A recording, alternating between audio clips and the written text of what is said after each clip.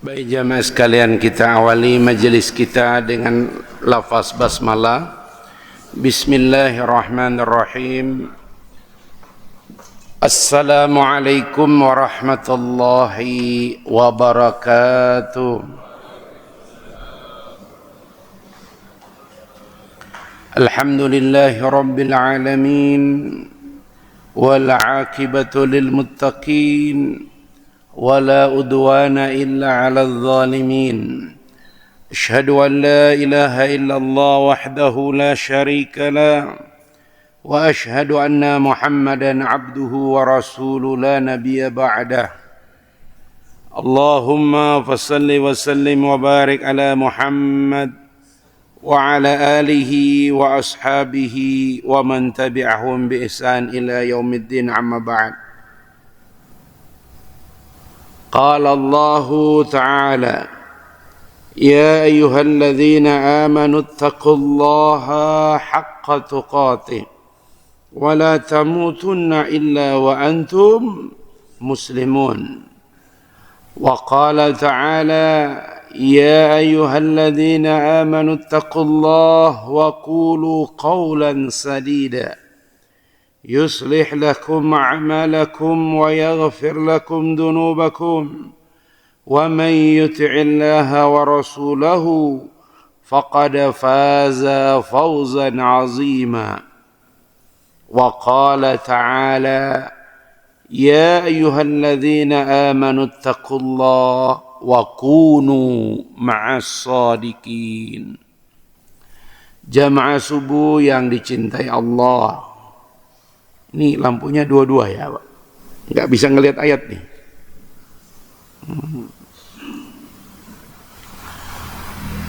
Alhamdulillahi rabbil alamin.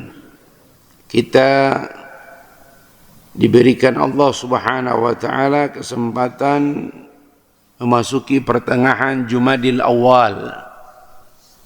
Selesai Jumadil Awal, Jumadil Akhir, Rajab, Sya'ban. Insyaallah 28 Februari 2025 Isya selesai, kita tarawih. 1 Maret subuh mulai puasa. 30 Maret maghrib malam takbir. 31 Maret insyaallah lebaran insyaallah. Mudah-mudahan orang-orang tua di lingkungan Masjid Jami' Al-Hidayah Allah berikan umur, kesehatan, berjumpa dengan Ramadan.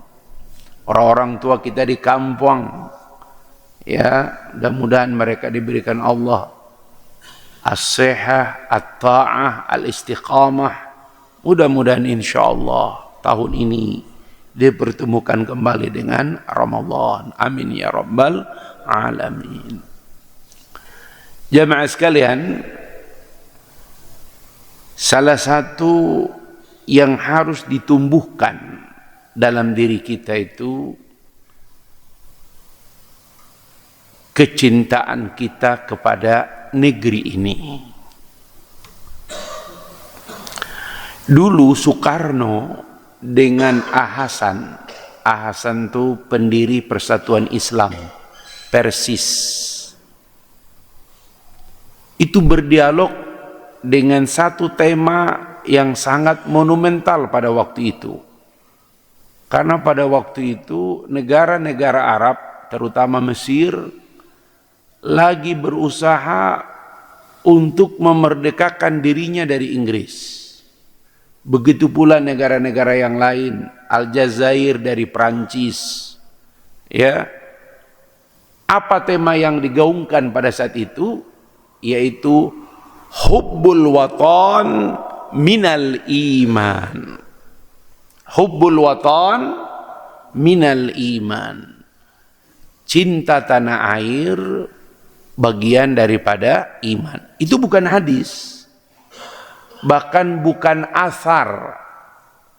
Nabi tidak pernah mengucapkan, sahabat tidak pernah mengucapkan. Tetapi kalimat ini menjadi semacam sebuah motivasi besar bagi negara-negara Arab saat itu ya untuk menyusul kemerdekaan yang sudah diraih oleh Indonesia. Dan kita tahu masa yang paling berat setelah merdeka itu ternyata Belanda membonceng sekutu. Puncaknya adalah 22 Oktober. Mbah Hashim Asy'ari, pendiri Nahdlatul Ulama, mengeluarkan resolusi jihad. Jadi pada saat itu seakan-akan perjuangan itu cuma tentara. Maka pada saat itulah seluruh ulama dan santri tumpah ruah menjaga, mempertahankan Republik Indonesia. Hukumnya jihad. Pada saat itulah pecah ucapan yang sangat kuat. Apa itu? Merdeka atau mati. Ini Ustadz kenapa pagi-pagi bicara begini ya? Ini karena kadang-kadang kita lupa. Kita ini berhutang budi besar kepada para pahlawan. Insyaallah. Dari 22 Oktober itu mengaunglah. Dan salah satu santri yang sangat menonjol, punya kemampuan orasi yang mirip seperti Soekarno, dialah Sutomo. Lewat, kalau sekarang podcast kali ya, RRI digaungkan terus.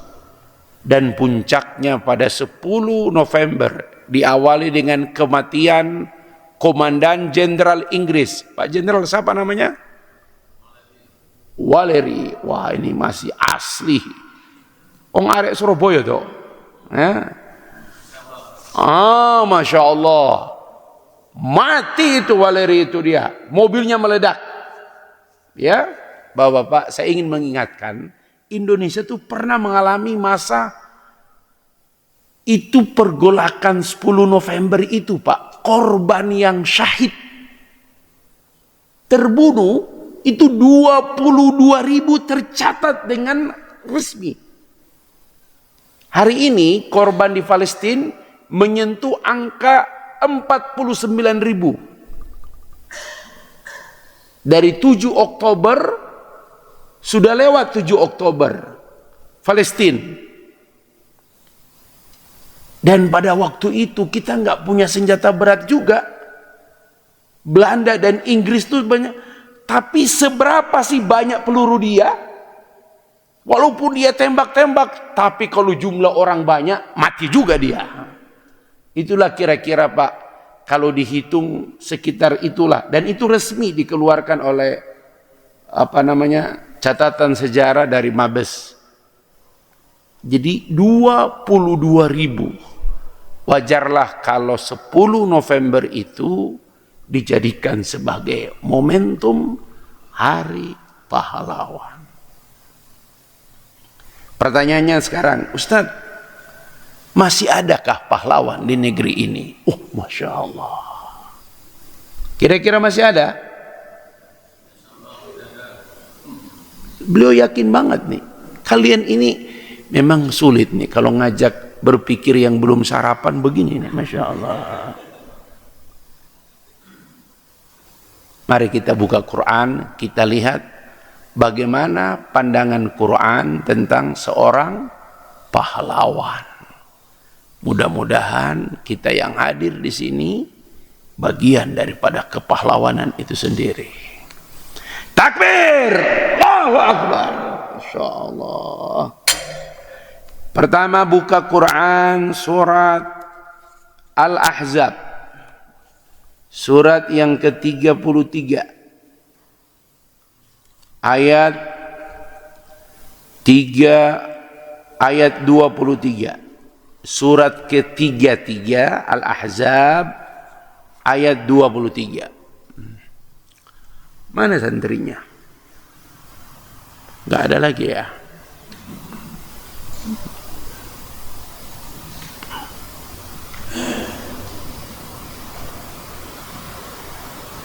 Baik, kita baca dulu sama-sama. A'udzu billahi minasyaitonir rajim. Minal mu'minina rijalun sadaqu ma 'ahadullaha 'alaihi. فمنهم من قضى نحبه ومنهم من ينتظر وما بدلوا تبديلا. Ya, bantuan.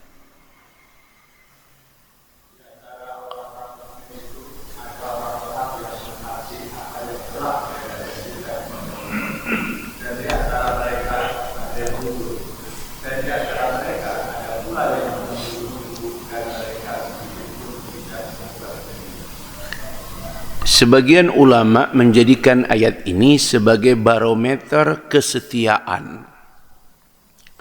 Karena ini ayatnya sangat spesifik. Minal mu'minina, di antara orang-orang beriman. Artinya enggak semua, Pak. Di antara orang-orang beriman ada orang yang senantiasa menepati janjinya kepada Allah. Enggak semua, Pak, di antara orang beriman itu menepati janjinya kepada Allah. Enggak semua. Antum ini termasuk orang yang menepati janjinya kepada Allah. Orang yang dari rumah datang ke masjid itu semata-mata menepati janjinya kepada Allah. Karena sholat itu, Pak, sama dengan berikrar. Yang dalam takbiratul ihram mengucapkan kalimat berikut ini. Inna sholati wa nusuki wa mahyaya wa mamati lillahi rabbil alamin. Itu janji. Wajjahtu wajhiya lilladzi fataras samawati wal arda hanifan musliman wa ma kana minal musyrikin. Janji. Maka sifat kepahlawanan itu berakar dari kesetiaan terhadap janji. Bapak-bapak pernah berjanji? Mana yang mantan pejabat? Masya Allah. Janji. Minimal kalau kita menikah, kita berjanji. Di antara janji yang paling kuat dalam Al-Quran adalah mitsaqan ghalidhah. Perjanjian teramat kuat, yaitu aqdun nikah. Kenapa kuat? Karena ada dua belah pihak. Ijab dan qabul. Masih ingat, Pak, ucapan itu? Halo? Bukan masih ingat, akan selalu, Ustaz. Masya Allah. Aku nikahkan. Pak Haji itu 2 kali. Ya. Aku nikahkan dan kawinkan anak kandung saya. Kalau waktu itu beliau kakak kandung ya. Yang nikahin kan gitu. Dengan mas kawin seperangkat perhiasan emas. Udah nggak usah disebut berapa kilo lah, Masya Allah. Dibayar tunai. Ijab. Qabul, aku terima nikahnya Fulana binti Fulana. Dengan mas kawin tersebut dibayar. Jangan langsung, Pak. Tunai. Gitu, Pak. Langsung pertanyaan penghulu kepada 2 orang saksi yang tercatat. Saksi sah, saksi sah. Barakallahu laka wa baraka alaikuma wa jama' bainakuma fi khair. Ustaz, kenapa disebut perjanjian yang kuat? Lihat. Hubungan wanita dan pria sebelum akad nikah hubungannya haram. Tapi dengan akdun nikah haram menjadi halal. Bahkan ketika suaminya mendatangi istrinya, nilainya sedekah. Masya Allah. Itulah janji. Makanya orang yang berjanji itu, Pak, penting banget. Makanya setiap kali ada pilkada, semua calon itu menyampaikan janji. Gitu Pak. Dan itu penting. Nggak ada ikatan kita dengan orang lain kecuali janji. Masih ingat janji kita kepada istri setelah menikah? Apa yang kita ucapkan? Resminya itu namanya sigat tolik. Ya. Tapi ucapan kita kepada istri, apa kita katakan pada dia? Aku akan selalu membahagiakanmu. Pret. Bapak-bapak, seseorang itu diukur, dinilai dengan janjinya. Begitu Pak. Maka pahlawan itu Pak, terukur, dinilai pertama dengan janji. Anda tahu nama laki-laki ini? Dia berasal dari Mojokerto. Mojokerto itu mana tuh Pak? Ya, Arek berarti. Jadi lahir tanggal 1 Januari tahun 1910. Wafat 28 Februari tahun 91. Panjang pula umurnya ya. Berarti 81 tahun. Dia lahir di Mojokerto, meninggal di Yogyakarta. Dia seorang pemuda desa, nama desanya apa? Kamlangi. Kamlangi. Orang Mojokerto tahu nggak ini? Udah deh. Nama pemuda ini bernama Kusbini. Tahu Kusbini? Memang dulu pelajaran PMP berapa? Ini masalahnya. Insyaallah Januari 2025 anak-anak masuk sudah ada pelajaran PMP lagi. Menteri Pendidikan Dasar dan Menengah Pak Prof. Abdul Mut'i, Sekjen PP Muhammadiyah, mengembalikan pelajaran PMP. Mengembalikan ada kenaikan kelas, ada ujian, dan ada sistem NEM terbaru, bukan kayak dulu. Kenapa? Karena selama 10 tahun itu nggak ada ujian, Pak. Anak-anak kita sekarang lagi viral, 28 bahagi 3 tidak tahu, Pak. Anak SMP ditanya, apa kepanjangan SMP? Tidak tahu, nak. Kenapa? Sistem akibat menterinya tukang online. Ya, Masya Allah. Sekarang dikembalikan lagi. Kusbini ini, Pak, dia sejaman dengan R. Simajuntak. Simajuntak itu tapsel apa taput apa tapteng? Taput. Simajuntak. Elmanik. Sejaman dengan itulah kira-kira, Pak. Ngetop-ngetopnya tahun 30 sampai tahun 56. Mereka ini. Tapi satu gubahan Kusbini membuat semua anak bangsa ingat dengan negeri ini. Gubahan Kusbini ini diluncurkan bersamaan dengan Sumpah Pemuda tahun 28. Judul gubahan Kusbini ini hanya 4 bait, tapi luar biasa dampaknya. Apa judulnya? Padamu negeri. Wow. Padamu negeri. Boleh juga PMPNT ya. Masya Allah. Gitu. Coba lihat isi Padamu negeri. 1, janji. 2, bakti. 3, mengabdi. Sebenarnya semua ASN itu diharapkan bukan bekerja. ASN itu dulu negara nggak punya duit, maka direkrutlah orang yang mau mengabdi kepada negara. Itu niatnya pertama. Jadi dulu diawali dengan janji. Setelah dia berjanji, mau nggak berbuat yang terbaik untuk negara? Siap. maka setelah itu dia disuruh untuk berbakti, bukan bekerja. Kalau kerja itu Pak, profesionalitas. Berapa jam saya kerja, saya dibayar berapa. Real.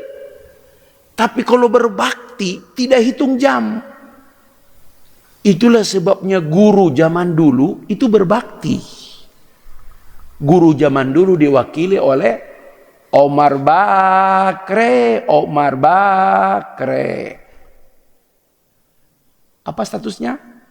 Pegawai negeri. Ya, Masya Allah. Dulu pegawai negeri itu Pak berbakti. Karena dia tahu negeri tidak bisa memberikan dia apa-apa. Itu Omar Bakre. Dulu dia berbakti.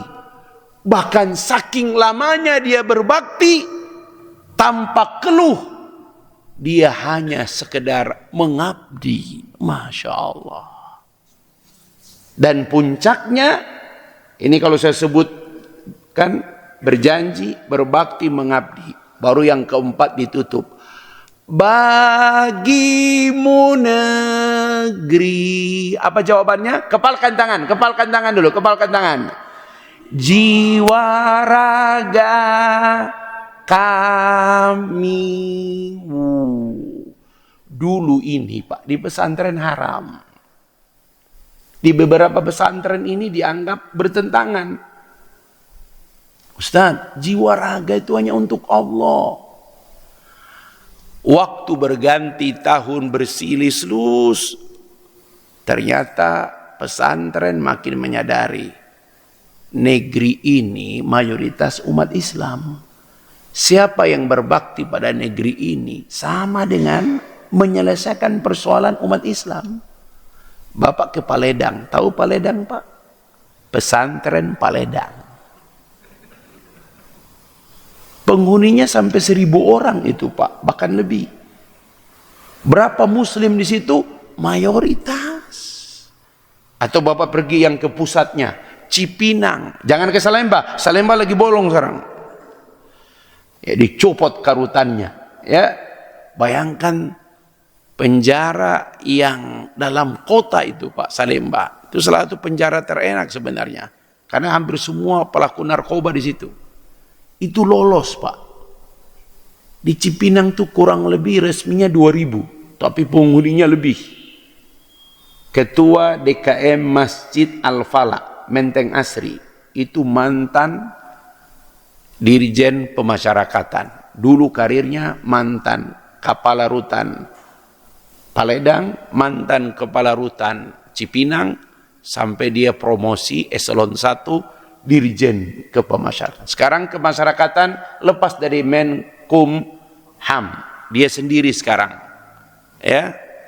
Ya, tapi masih di bawah Menko Pak Yusril. Sekarang menterinya Pak Agus. Mantan Kapolda Sumatera Utara, Kapolda Jawa Barat, ya, dipromosikan ya jadi Wakapolri. Ya, kemudian sekarang dia jadi Menteri Imigrasi dan Pemasyarakatan, ngurus warga binaan. Karena warga binaan berarti pesantren. Dulu saya masih sering diundang Pak ke LP. Tapi kalau diundang ke LP saya minta surat. Karena berani masuk belum tentu bisa keluar Pak. Masya Allah. Dan saya pakai baju koko, di dalam luka pakai baju koko. Pak, negeri ini butuh para pahlawan. Kita butuh orang-orang yang tidak cuma jadi kepala daerah, tapi dia siap berbakti, mengabdi. Kita berdoa Pak, 2024 ini pilkada serentak akan melahirkan para pahlawan, bukan sekedar kepala daerah. Kenapa Ustaz seperti begitu? Kita butuh orang yang siap berbakti. Dalam hadis ada kaidah, Sayyidil qaum khadimahum. Pemimpin suatu kaum, pelayan kaum itu sendiri. Itulah sebabnya ada jargon, siap memimpin, siap melayani. Jangan jadi pemimpin kalau tidak siap melayani. Itulah sebabnya seorang ayah. Seorang ayah itu, kenapa dia melayani istrinya? Melayani anak-anaknya. Karena dia tahu kalimat ini. Sayyidil qaum. Sayyid, tuannya. Tuannya satu kaum itu pelayan mereka. Masya Allah. Sayyid. Makanya kenapa orang Arab suka nikah dengan orang Indonesia? Karena wanita Indonesia melayani suaminya. Kalau orang Arab suaminya melayani istrinya. Makanya setelah menikah dari biola menjadi rebbana. Karena dilayani. Kalau Indonesia melayani suami. Masya Allah. Beberapa syekh kita, mohon maaf saya tidak sebut namanya, beberapa syekh kita, istri ketiga atau keempatnya mengambil dari Indonesia. Dan mereka bahagia sekali. Kenapa? Saya dilayani Ustadz. Bangun pagi, semua sudah ada. Kalau kebalikan, itu para suami yang melayani.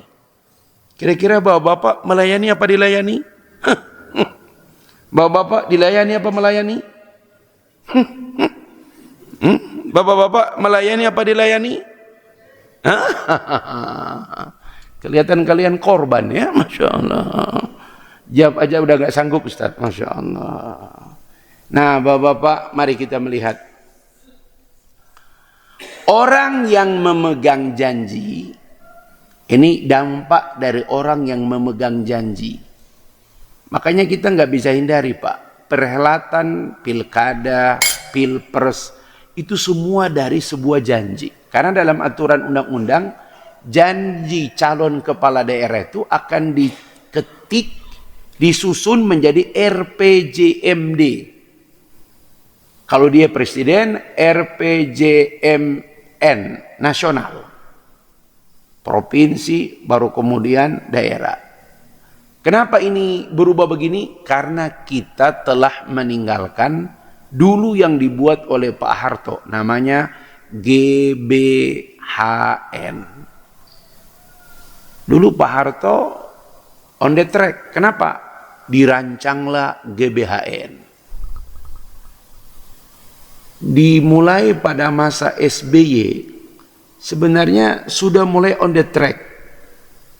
Karena pada masa SBY itu Indonesia mampu membereskan hutang di IMF. Setelah masa Habibie, Megawati, Gus Dur, Habibie, Gus Dur, Megawati. 10 tahun itu jelas mengikuti konsep MDGs. Pendidikannya seperti apa, gizinya seperti apa, standar. Nah 10 tahun terakhir ini memang yang penting jalan tol, itu dia. Ya gitu. Ya orang Bukit Cimanggu juga harus bersyukur. Andalah satu-satunya perumahan yang punya jalan tol. Keluar rumah langsung tol. Dan nggak bayar sekarang, cukup gesek. Gitu. Iya. Bukankah orang Gapura pada demo, termasuk Pak Haji itu? Kan demo. Bagaimana keluar? Akhirnya diberikanlah solusi. Ada jalur ruko, diizinin bikin ruko lagi, belok kanan, keluar langsung tol. Masya Allah. Memang kalau cuma ukur tol, inilah presiden terbaik untuk Bukit Cimanggu. Dari zaman Pak Harto sampai SBY kalian nggak punya tol. Betul? Iya. Cuma dampaknya, Masya Allah, luar biasa. Makanya gara-gara ada jalan tol, ada penduduk Bukit Cimanggu, pos 1 Sentul, pos 2 Bukit Cimanggu. Masya Allah. Menghubungkan dua cinta. Masya Allah. Gitu. Berarti dampaknya positif, Ustaz. Positif. Sekarang Bapak-bapak, mari kita lihat Al-Quran menggambarkan kalau orang memegang janji, apa dampak dari orang yang memegang janji, Pak? Masya Allah. Semua orang yang memegang janji, Pak, akan lahir sifat-sifat mulia. Semua orang yang mengingkari janji, maka akan lahir sifat-sifat keji. Allah Subhanahu wa taala ingatkan kepada semua anak cucu manusia. Mari kita ingat janji-janji kita kepada Allah Subhanahu wa taala. Harusnya memang prajabatan itu diisi dengan pemahaman ini dulu, Pak. Itu. Menteri kita prajabatannya cuman Kamis, Jumat, Sabtu, Ahad. Apa namanya acaranya? Yang dikumpulkan oleh Prabowo di Magelang. Mereka dibawa ke Tidar. Pak Jenderal tahu tuh Tidar. Tidar itu bukit di Magelang. Semua lulusan Akabri disumpah di situ. Merah putih di dada. Untuk berbakti pada negeri ini. Semua anak cucu manusia, siapapun dia, nggak peduli bapaknya siapa, sudah berjanji kepada Tuhannya. Inilah yang oleh ulama disebut syahadat alam rahim. Quran surat Al-A'raf ayat 172. Al-A'raf 172. Santri pada libur ya? Oh pantasan imamnya nggak ada, santrinya libur. Iya. Oh masya Allah, Al-A'raf 172, surat ke-7 ayat 172, halaman 173. A'udzu billahi minasyaitonir rajim.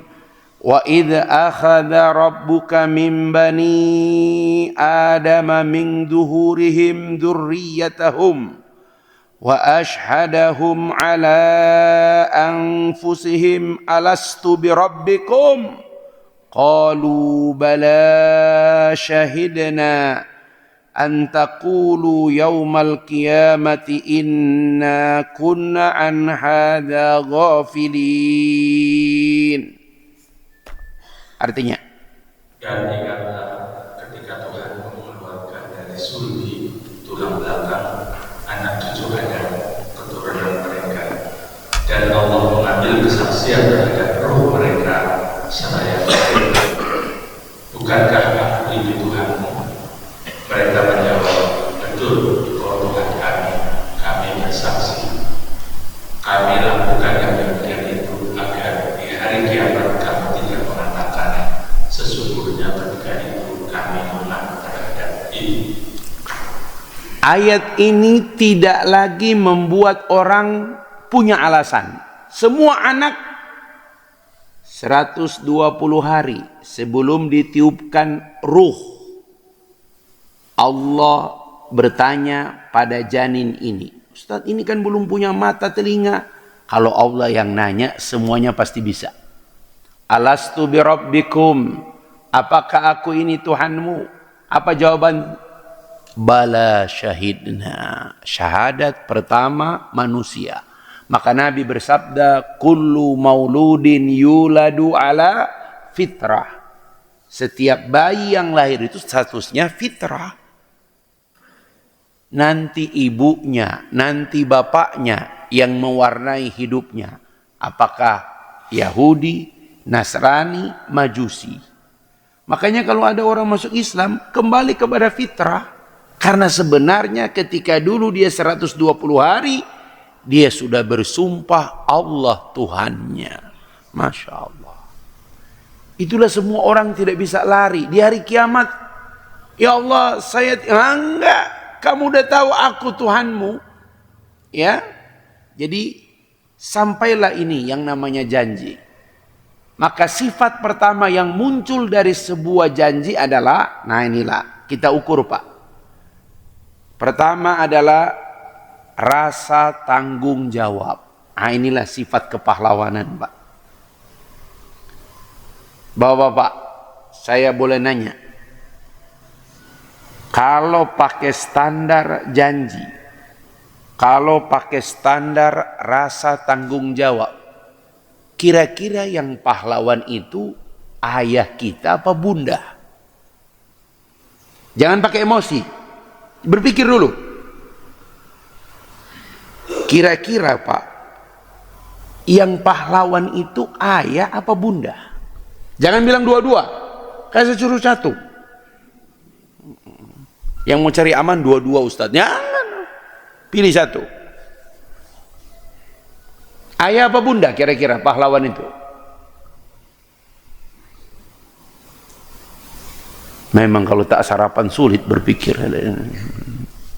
Ayah apa bunda? Ayah. Bunda itu nggak berjanji Pak, maka nggak bisa dia Pak. Dia yang dijanjiin sama si ayah. Aduh, berat. Pahlawan itu si ayah. Karena dia yang berani mengambil resiko. Betul. Saya tanya sama bapak saya, bapak waktu menikah punya apa? Apa kata si ayah? Punya tekad nak. Masya Allah. Jarang kita temukan orang menikah sudah mapan. Punya rumah, deposito. Kalau orang udah mapan gitu jarang yang nikah Pak. Rata-rata nikah itu karena tekad yang kuat. Dengan janji dan siap bertanggung jawab. Dulu saya ditanya, Ustadz kenapa ikut pramuka? Karena saya lihat di pramuka ada dasa dharma. Tahu dasa dharma?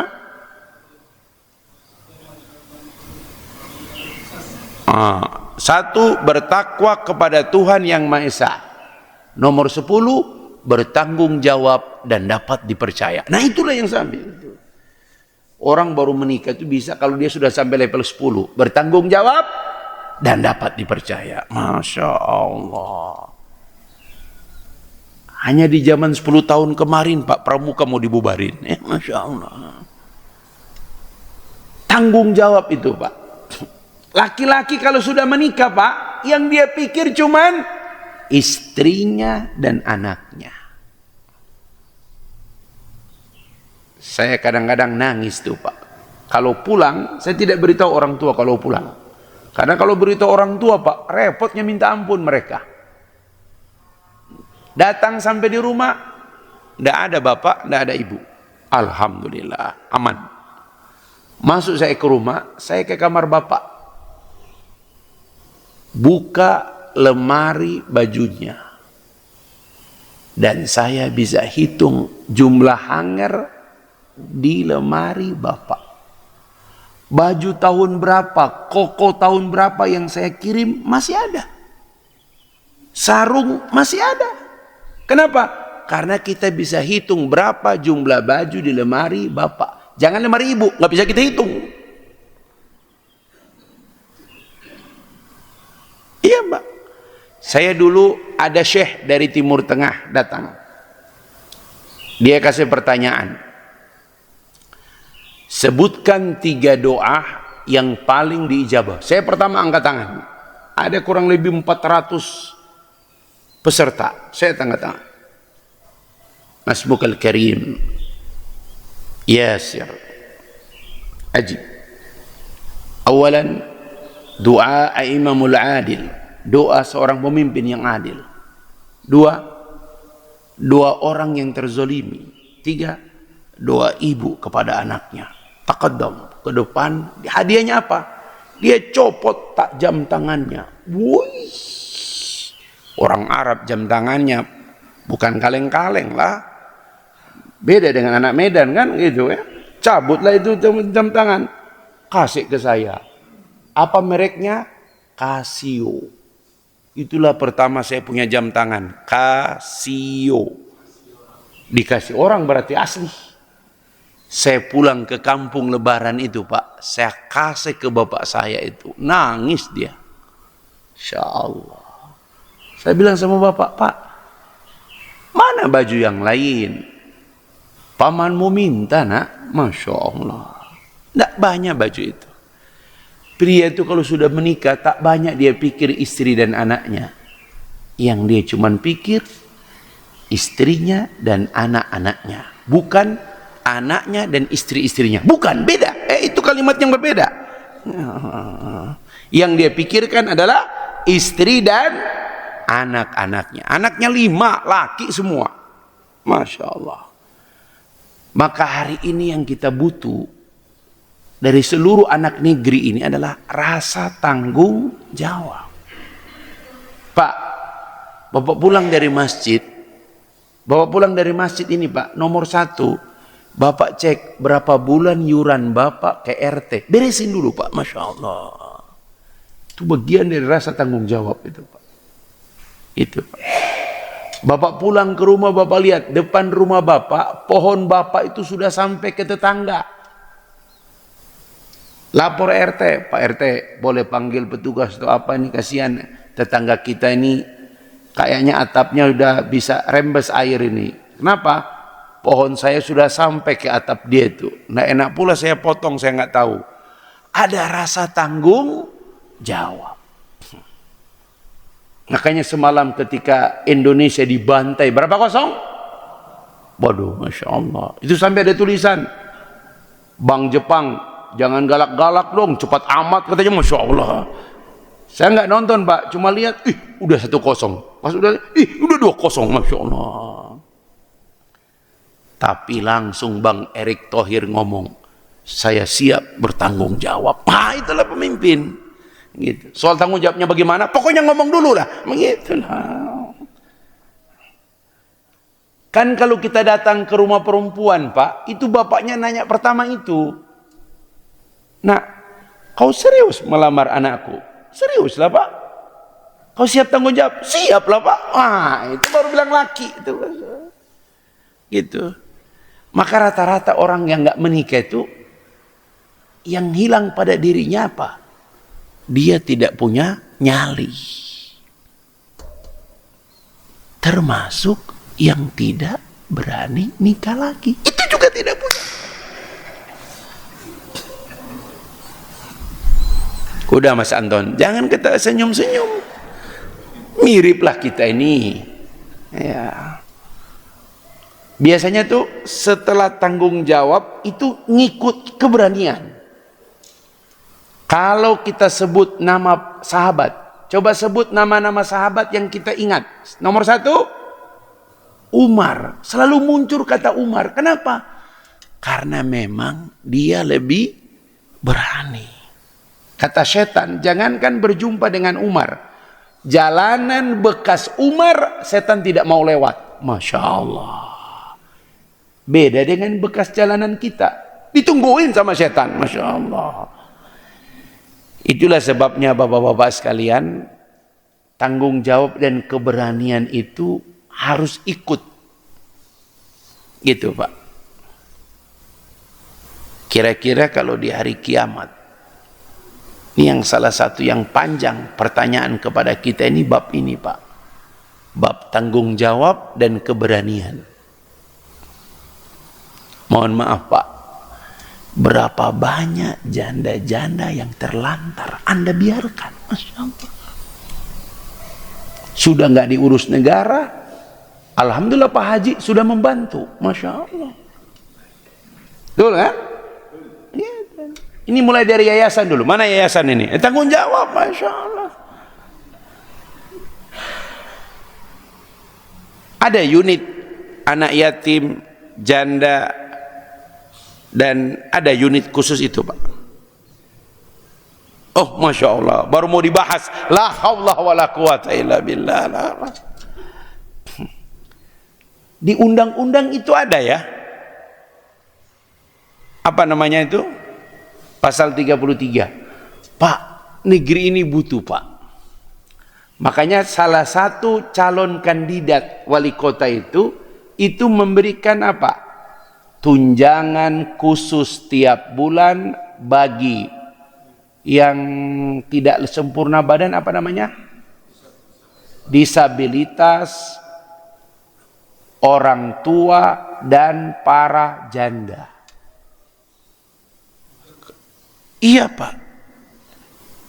Karena memang beda Pak. Kalau istri meninggal, no problem. Ini buktinya. Tapi kalau suami meninggal, konsekuensi hukum ngikut. Istri meninggal, no problem. Tapi kalau suami meninggal, istrinya berubah menjadi janda. Anaknya berubah menjadi yatim. Untung ada masjid di Indonesia ini. Kalau nggak ada, terlantar mereka. Betul, Pak? Anak yatim itu kapan mereka panen? Ramadan. Itu rebutan lembaga ngambil anak yatim tuh. Saya pernah itu, Pak, diundang tuh ngisi acara Pertamina Persero. Peserta nggak banyak, tapi anak yatimnya penuh tuh gedung. Ada kali 40 yayasan diundang oleh Pertamina itu. Masya Allah. Luar biasa itu, Pak. Pemberian pada anak yatim itu. Pak Ustadz, kami nggak boleh lama-lama. Kenapa? Karena dari sini kami dibawa, dijemput lagi sama lembaga lain, Pak. Karena di sini buka puasa, nanti tarawih kami di sana. Masya Allah. Untung ada umat ini, Pak. Ada masjid, ada Ramadan. Kalau nggak ada, anak yatim kita terlantar. Nih, udah yatim. Kasihan nih. Masih ada bapak? Oh, yatim piatu. Catat, Pak Amin. Masya Allah. Bapak-bapak, negeri ini butuh orang-orang yang siap bertanggung jawab. Salah satu yang tidak boleh, apa kata Nabi? Alaikum bidu'afaikum. Wajib kalian dengan orang-orang yang lemah di antara kalian. Salah satunya yatim dan para janda. Alam yajidka yatiman fa'awa. Bahkan Nabi, yang menolong Nabi pertama siapa? Janda kaya. Masya Allah. Nabi dipasangkan Allah dengan Khadijah. Tapi setelah itu Nabi memperhatikan istri kedua Nabi, janda. Siapa namanya? Sauda, 60 tahun, hitam. Tapi dia disebut sahibul ibadah. Tidak pernah satu malam bangun kecuali dia pasti tahajud. Itu wanita kedua yang Nabi nikahi. Untuk menenangkan, menguatkan Nabi. Tapi setelah 6 bulan, dia sendiri yang berkata, ya Rasul, nikahilah seorang gadis. Maka baru yang ketiga Nabi menikahi Aisyah radhiyallahu anha. Masya Allah. Jadi bapak-bapak, ibu-ibu pakai sistem ini. Mereka belajar. Nama kitabnya Sahabiyah Haular Rasul. Wanita-wanita di sekeliling Nabi. Mereka pakai dalil ini, Pak. Fikihnya, fikih ini. Bapak cuma boleh menikah lagi kalau mama meninggal. Nabi menikah lagi setelah Khadijah meninggal. Masya Allah. Yang kedua, wanita pertama yang papa nikahi harus seperti Nabi. Wanita yang umur 60 tahun. La haula wala quwata illa billah. Itu bukan menikah, memikul beban. Nanti baru yang ketiga, mengikuti Nabi, apa itu? Menikah dengan seorang gadis. Kata ulama fikih, urutan seperti itu bukan fikih. Gitu, Masya Allah. Ji, gimana keadaan? Aman-aman, Ji? Aman-aman. Tidak nampak beliau tua, karena nikah lagi. Segar lagi. Ini yang yatim piatu makin tua kelihatan. Masya Allah. Bapak-bapak jamaah yang dirahmati Allah, mudah-mudahan kota Bogor ini terpilih oleh Allah pemimpin yang siap melayani, yang tidak susah kalau dipanggil DKM masjid untuk hearing. Bukan kita yang datang ke kantor wali kota yang datang ke DKM. Takbir! Kita butuh begitu tuh. Jangan cuma kampanye datang ke masjid. Setelah jadi, harusnya keliling ke masjid. Jadi DKM tuh enak tuh. Karena memang ada ungkapan Ka'ab bin Malik. Gak boleh ulama datang ke umara. Umara lah yang datang ke ulama. Belum jadi tim sukses. Masya Allah, gitu. Jadi bapak-bapak sekalian, kita berdoa pertama di debat-debat pilkada kota Bogor adem. Saya hampir tidak melihat ada calon yang lain menjelekkan calon yang lain. Tanda bahwa kota Bogor lebih dewasa. Semalam pilkada Batam sampai jam 18 KPU membubarkan. Kenapa? Sudah tidak kondusif. Pilkada Tapteng sampai cabut pistol ajudan itu, ya. Tapteng itu pilkada paling panas tuh, ya. Tanya sama opung kita tuh, ya. Tapanuli Tengah, cuma 2 pasang, salah satunya itu mantan anggota DPR RI yang gagal, ya. Maju dia ke sana, waduh, ribut betul. Kemudian yang adu jotos tuh di mana tuh? Alhamdulillah Bogor adem, Pak. Ya. Bogor tuh adem. Gitu. Dan kalau kita lihat kampanye-kampanye di Bogor tuh iklannya bagus-bagus. Ada yang bilang seragam gratis lah, ya, Masya Allah gitu. Ada yang bilang Bogor wajahnya glowing lah, Masya Allah. Ada satu lagi kita berharap mudah-mudahan ada Bogor beres lah, tapi kita berharap mudah-mudahan Bogor nyaman untuk semua. Amin ya Rabbal Alamin. Bogor ini sudah jadi kota metropolitan, Pak. Orang Batak ada, orang Makassar ada, orang Jawa jangan tanya, Pak. Jawa tuh memimpin berturut-turut tuh, Pak. Diani Budiarto, Bima Sugiarto. Kayaknya berikutnya saya nggak tahu deh, ya, Masya Allah gitu, ya. Seperti itu. Mudah-mudahan saja insya Allah kita doakan, Pak. Saya sengaja menyampaikan ini, Pak. Semoga ada pemimpin yang tidak cuma berjanji, tapi punya tanggung jawab dan keberanian. Masya Allah. Problem di kota Bogor ini, Pak, nomor 1 pengangguran. Karena kalau pengangguran tinggi berimbas ke kriminalitas. 2, kemacetan. Tapi yang jualan bilang, Ustadz jangan diberantas kemacetan. Kalau nggak macet kami nggak jualan, Pak Ustadz. Karena macet itu menggambarkan bisnis berjalan. Coba lihat di Papua nggak macet, ada orang buka bisnis? Nggak ada, Pak. Gitu. Yang ketiga, kalau hujan banjir, ya gitu. Jalan Solis itu, Pak, udah lebar, Pak. Tapi memang betul selokannya secuil. Tapi itu proyeknya proyek nasional. Sekali lagi Bapak-bapak sekalian, dari masjid yang penuh berkah ini kita berdoa, semoga Allah kirimkan kepada kita orang beriman, pemimpinnya beriman, orang bertakwa, pemimpinnya bertakwa. Ada kaidah dari dulu, kaifatakunu yuwalla alaikum. Saya ulangi, kaifatakunu yuwalla alaikum. Bagaimana model kalian, begitulah pemimpin kalian. Mudah-mudahan insyaallah orang beriman, orang bertakwa, pemimpinnya beriman dan bertakwa. Allahumma alif bainana wa qulubana wa alhimna rushdana wahdina ila siratikal mustaqim. Ya Allah, tautkan hati anak-anak bangsa, tautkan hati sesama warga Bogor, ya Allah, di atas jalanmu yang lurus. Beri kami pemimpin yang punya rasa tanggung jawab, cinta kepada kaum duafa, anak yatim dan para janda.